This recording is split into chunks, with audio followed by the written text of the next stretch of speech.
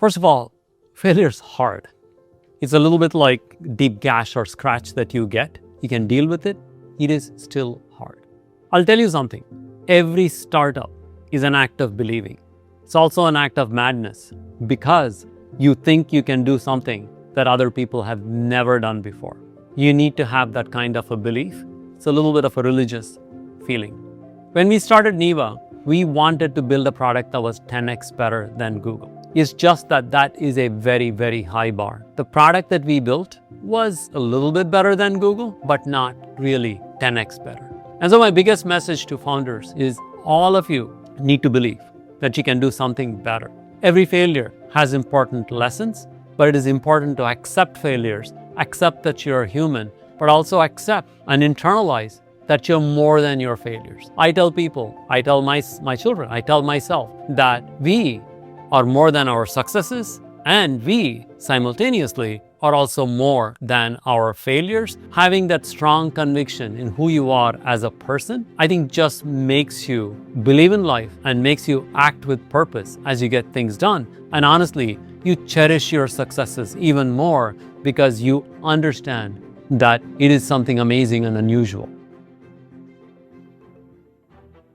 Hi there, my name is Sridhar Ramaswamy. I am the CEO of Snowflake, the AI data cloud. I'm also a proud husband and father of two sons that are both computer scientists. So data and computing runs in the family.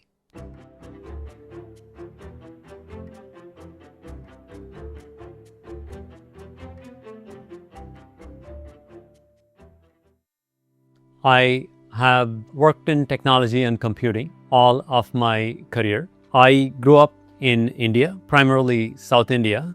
Sometimes people ask me about what my career arc was like, how I navigated my early times. To be honest, when I first came to the US, I didn't even think about working in the industry or what kind of job I would get. I came to get a PhD. And for somebody that grew up in India, a very technically focused, hyper-competitive, but very structured environment, doing a PhD is very strange because most of the time when you go ask a professor what you should work on, they will typically tell you should work on something interesting, which is terrifying for a 22-year-old that does not really know research to figure out what to do. But that itself is a journey where you have to understand existing areas, come up with brave hypotheses for where that area could go, and then do research. To be honest, what I didn't realize at the time was I was okay doing research, but I was never passionate about doing research. When people ask me today what they should work on, I typically tell them, you should work on something that makes time stand still. There are things that all of us do where we are happy to spend more and more time doing it. And after 10 years of doing research, I actually decided that I wanted to reinvent myself and become a software engineer. Software engineering, writing code, is still my passion. I love the act of creation. I love the act of producing something from nothing. And my success at Google came because I liked software, I liked creating systems, but I also liked creating business impact. And there was no better team on the planet than the search ads team, where technology translated into great product and enormous amounts of money for somebody like me to grow. And so my career has been a happy combination of, yes, being at the right place at the right time, but also finding things that were truly resonant to me. And along the way, like with everyone else, I've had amazing mentors, obviously the founders of Google, but also people like Bill Campbell, who is known as the coach in these areas. He's been coached to among the greatest leaders the world has ever known. The first and most important thing that you have to internalize is that every job has its own set of requirements. There are many things that you might know. There are things that you have to learn. As a first-time public company CEO, for example, I had not really dealt with analysts that cover Snowflake from a financial perspective. Getting to know them, establishing relationships with them, and understanding what it takes to work with them is something that I had to learn. I happily learned it. My biggest piece of advice would be every job has its definition of excellence. So try and figure out what that is. If you don't know, that's okay. Find other people that know. Get feedback from them about what it takes to be excellent, That way, you can aspire to be as good as the best in how somebody does their job. My Snowflake story honestly is a bit of an accident. My original agreement with the company was that I would come, join, and stay for 6 months. I'm a reluctant leader. I didn't start my career thinking that I would be a leader, but I saw it as hugely impactful to the organization that you are a part of. Too many people think of leadership as purely that of people management. You're also a cultural icon that sets the tone for what is valued in the company. And in my mind, that means that leaders need to truly imbue the spirit of what the company's products are about. I pride myself on being a very hands-on leader that knows the details, that cares about deeply about the craft of what we do. I think of software engineering as a craft, as something that is a tangible product that makes a difference to our customers. In Google, it was advertisers and end users. Over at Snowflake, it's our enterprise customers. And so being obsessive about things like product quality, making sure that it's the highest quality that is there, I think that's an important quality that a leader needs to have, which is feel the mission of your company. Is great products or the best defense, especially today when there is so much changing. It means that you really have to focus and understand what is great today and what is great tomorrow, and keep building towards that. I think that high quality products that are also priced very competitively are the ultimate defensibility. Taking care of your customers, being there for them when things are not going well is also equally important, because customers will remember that you are there for them when things were not going well. These are some of the things that I think create iconic companies. That is the number one. Number two, as a leader, you need to understand that bringing people in, helping them grow, and helping them thrive is your most important job. I look for people that are driven and malleable. Why do I say that? It's because in a time that is changing as rapidly as it is right now, we want people that will go the extra mile to learn how to do things better, will strive to achieve more. I also feel you need to be very malleable, meaning you need to be adaptable, because something that you were very good at yesterday might be better done by an AI model today. You cannot hang on to that. You have to keep learning new things, both in your personal life as well as your professional life. And as a leader, you need to find people like this, that are hungry, that want to get things done, and nurture them, give them opportunity. Be there for them when things are not going well, and be very supportive when things are going well. You need to make sure that you learn how to share credit. Credit is never diluted by sharing, and good leaders always share in the happy news when good things come out of their teams, but they always stand in front when things are not going well and say, this is my responsibility. These things didn't go well because I could have done better. That kind of giving, both nurturing your team but protecting your team, is very important. This is not to say that you cannot have a very high bar for who should work in your team. I am routinely a very demanding boss. I expect a lot out of my team. I expect a lot out of myself, but everybody who works with me understands that it is always in the spirit of making us, Snowflake the company, us as a team, better. That helps you be an effective leader, and one that is also very genuine. Finally, my life principle is also that I'm an open and transparent leader. I communicate very directly. I give feedback very directly. I take feedback very directly. If people tell me that I can do something better, I never grudge that feedback. I think of that as something, as a gift that they're giving me that can help me be better at it. And that kind of an open environment can be very conducive to things getting done very quickly and us being able to get better very quickly as well.